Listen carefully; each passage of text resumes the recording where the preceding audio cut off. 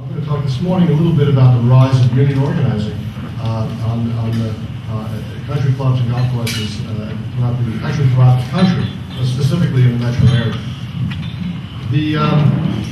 My firm has represented employers in this country for over 50 years on every aspect of employment law. We have specialized in advising employers on union organizing campaigns, how to avoid union organizing, and essentially how to avoid litigation, workplace litigation in total. You may be wondering, why is there an increase lately in organizing on golf courses? Well, there's one very, very important reason.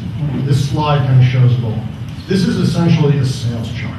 This is a graphic representation of the percentage of union membership as a percentage of the American workforce. Back in the 50s, 35% of American workers were unionized. Today, it's down in waffles between 7 and 8%.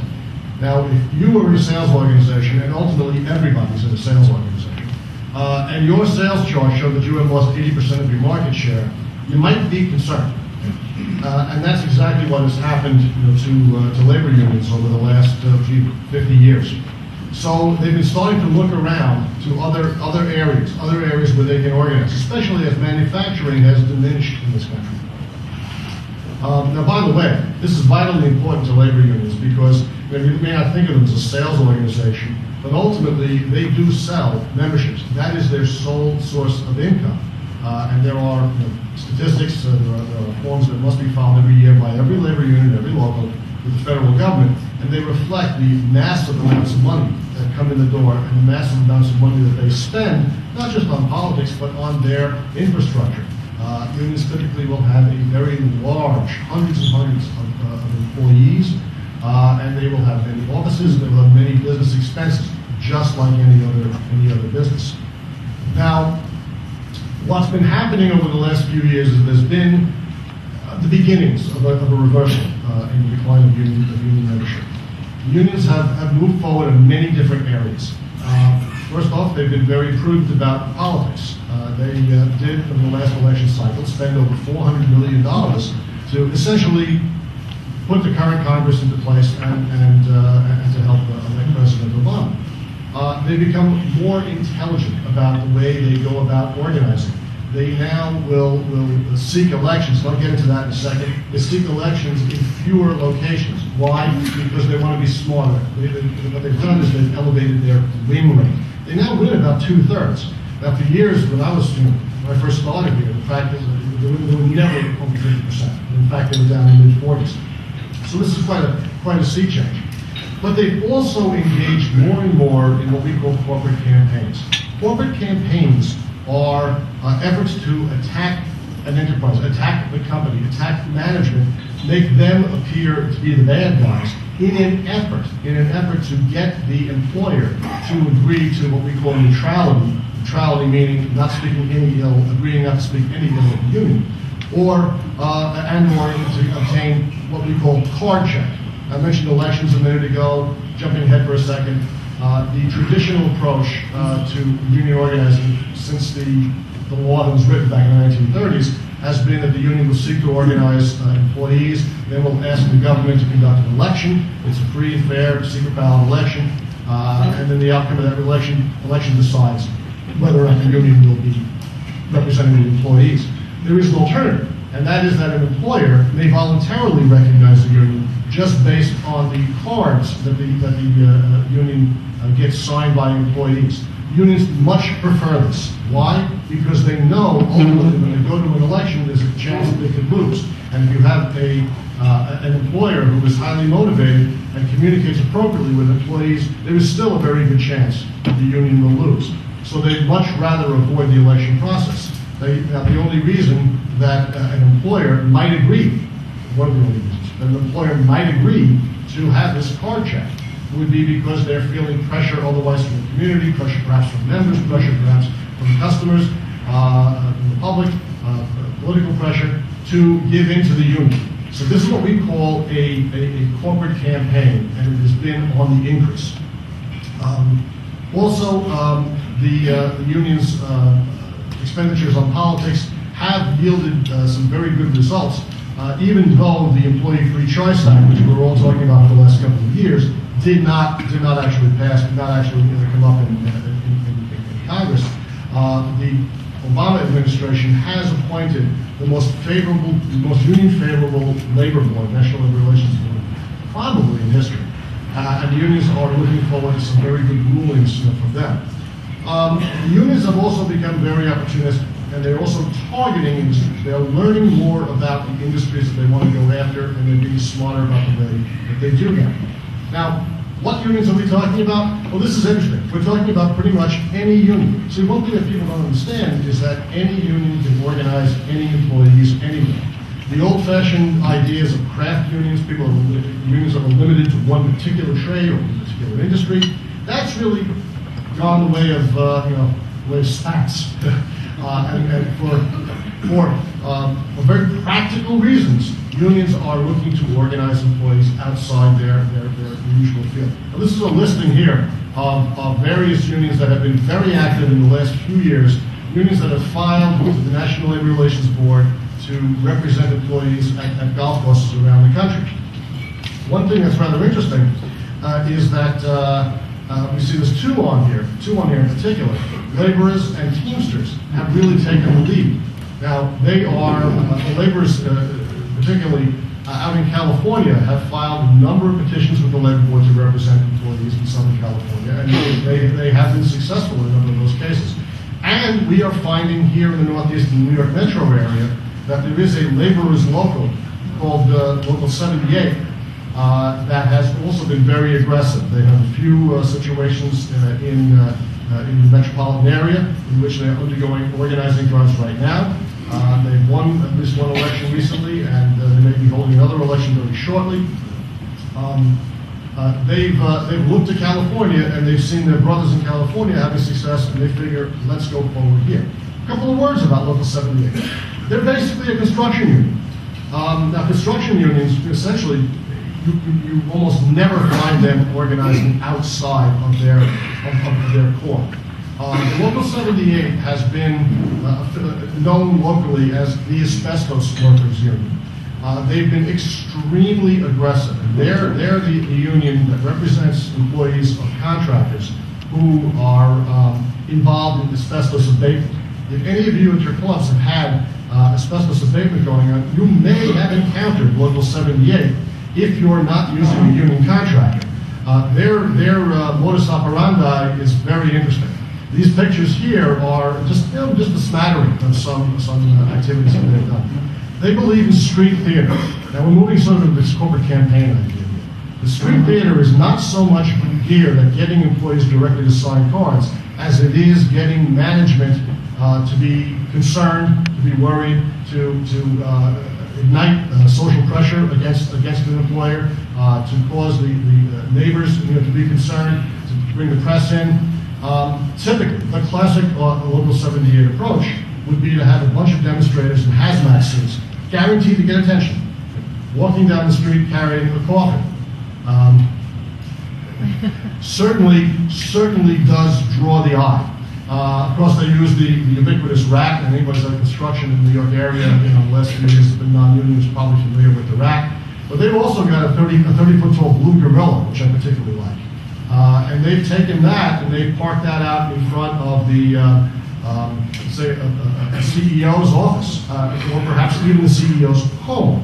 And when you're in Sutton Place and you've got a 30-foot gorilla outside, it does tend to get some attention. Just quickly, 3 years ago, I was working with a client out in Sag Harbor, out on the island. They were doing a conversion of an old building, trying to recreate this, reimagine this building as a condo. And Local 78 went out there, and they held a parade in the middle of Sag Harbor on Saturday afternoon in the summer. You know Sag Harbor, you just can't walk down the middle of the street there without causing some major disruption. Well, sure enough, they had the hazmat suits in the coffin, and they made all the newspapers locally out there. A tremendous amount of pressure was put on the employer. Why am I telling you this? Because they're actually using this right now in New Jersey against a couple of clubs. Number one, they've used it out at, from time to time in Edgewood. They've been doing it in Maplewood. And now lately, since the summer, they've had 2 incidents out in one in Springdale, in which they actually filed for an election, and on September 8th, they won an election to represent the grounds employees at Springdale. Is Springdale here today? Is Ridgewood here today? Okay. At Ridgewood, they filed with the National Labor Relations Board for an election on September 21st. Don't know what the status of that is. It's still a little early in the game, but typically that means there would be an election probably right around the beginning of November.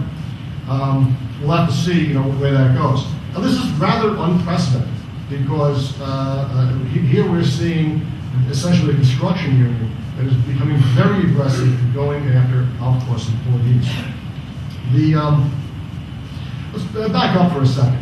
I've been talking about elections. I'm talking about the card check. And well, what is this all about? A quick minute on the law. Under the National Labor Relations Act, employees have the right to engage in what's called concerted protected activity. Now, what is that? Well, that essentially means that employees have the right to band together and work together to improve their working conditions or to address their own concerns. This happens to be the guts of the law. It's Section 7 of the National Labor Relations Act. And essentially, this is what guarantees employees the right to unionize. And it is the law, the section of the law that unions use in order to go out and have the ability to represent employees. Now, the process that is followed by the unions it's a traditional approach, and it's been used for many, many years. First, they try to organize employees, they contact employees. Now, how do they do that? Typically, they don't start by showing up with a coffin outside. That's generally not the best way to go about it. But they will try to contact employees any way possible. Perhaps somebody has a cousin working somewhere else that's unionized. Perhaps there's a spouse or someone else working that can put them in touch. The union tries to get in touch with employees who are dissatisfied with their working conditions. Once they do that, they start working one employee by another to get employees to sign union cards. This is a sample of a union card. This happens to be a Teamster card. Essentially, it's very simple. It just essentially says that, I, Mr. Janae, hereby authorize the so-and-so union to be my representative for collective bargaining purposes. If it says that, it's a valid union authorization card. If the union gets enough of those cards signed, and again, I'm not going to get too far in the weeds on this, it has 2 choices. It can either go the traditional route and go to the National Labor Relations Board and ask the Labor Board to hold an election. That's what happened at Springdale. That's what is in process at Ridgewood. And they're trying to make that happen in a couple of others right now.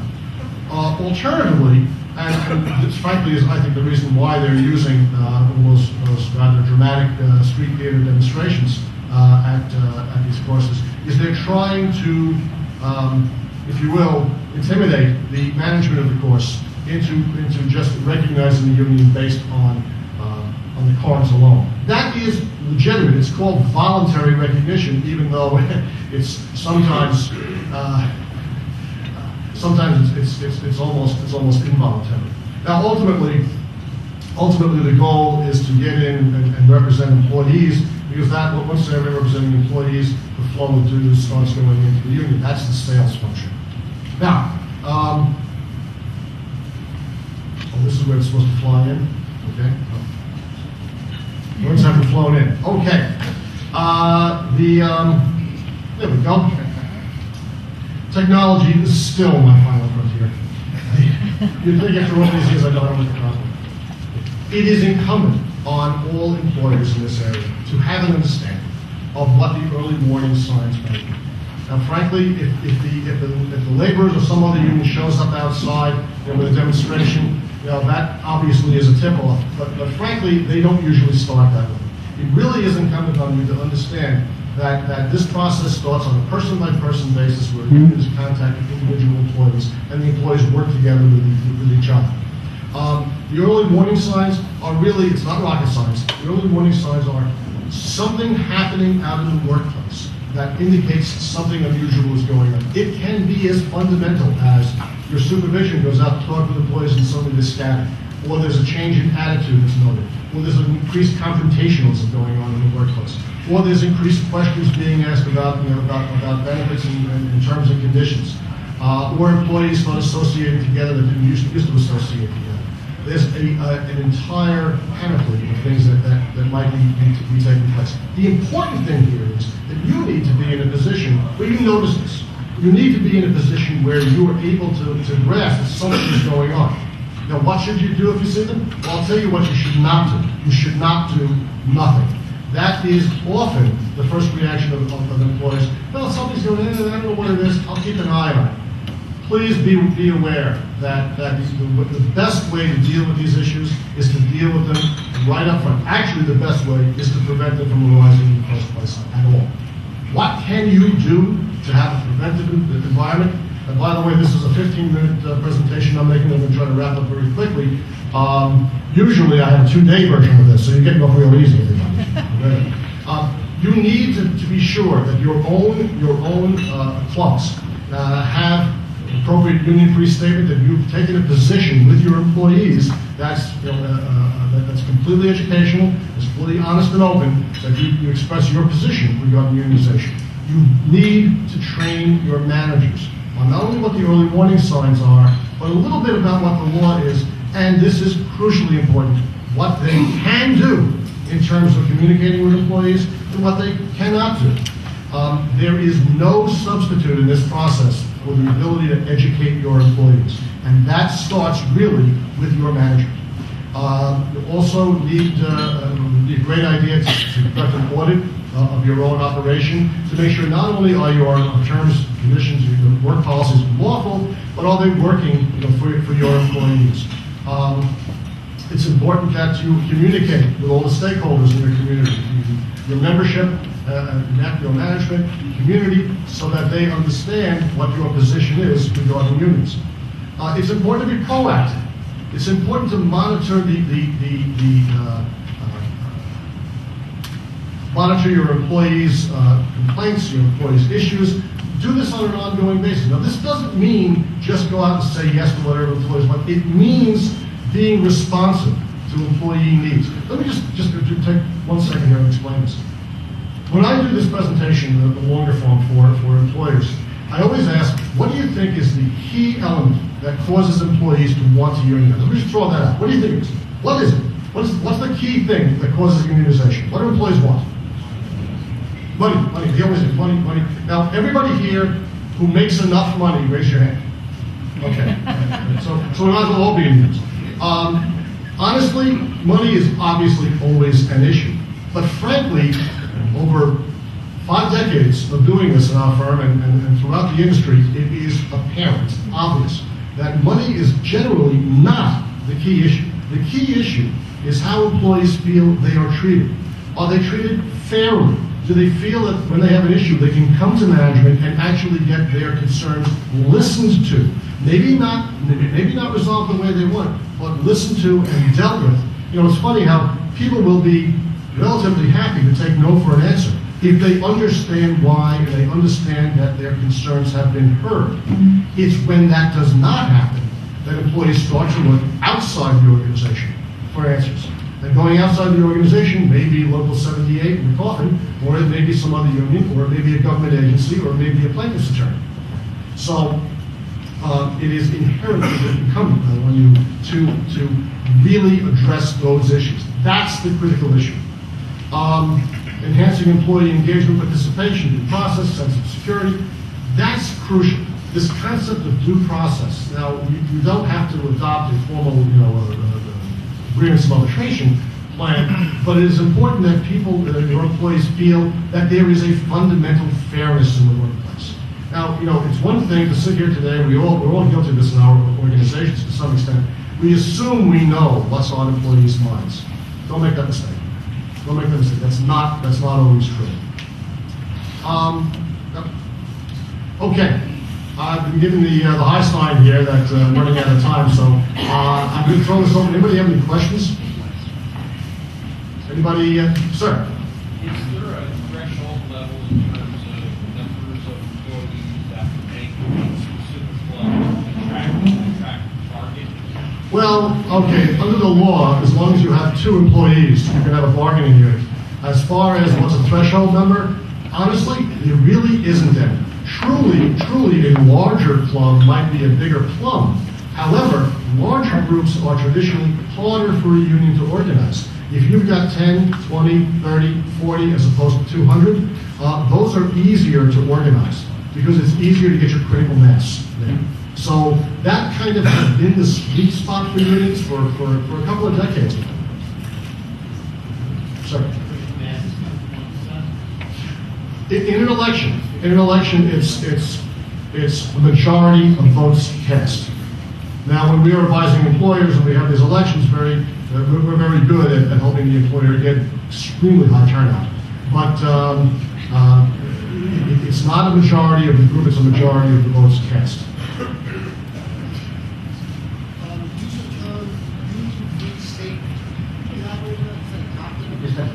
Oh, union-free statement. I kind of compressed 10 minutes of discussion into one phrase there. Look, simply, a union-free statement would be in your handbook. You'd have a statement of what your position is regarding your union. Now, I don't pretend that putting a paragraph in your handbook is ever going to be read by anybody. The reality is that you need to adopt that as part of your core, where you advise employees, not just write in the book, but you advise employees, look, to be honest with you, there are unions out there that are looking to organize, that are looking to make you customers, if you will, of the union. We don't think that's a great idea for the following reasons. Most employers are afraid to have that conversation. Don't be, because it's far better that they hear about this from you than they hear about it from the guy with the rat outside. Question? Somebody else have a question? Anybody? All right, thank you very much.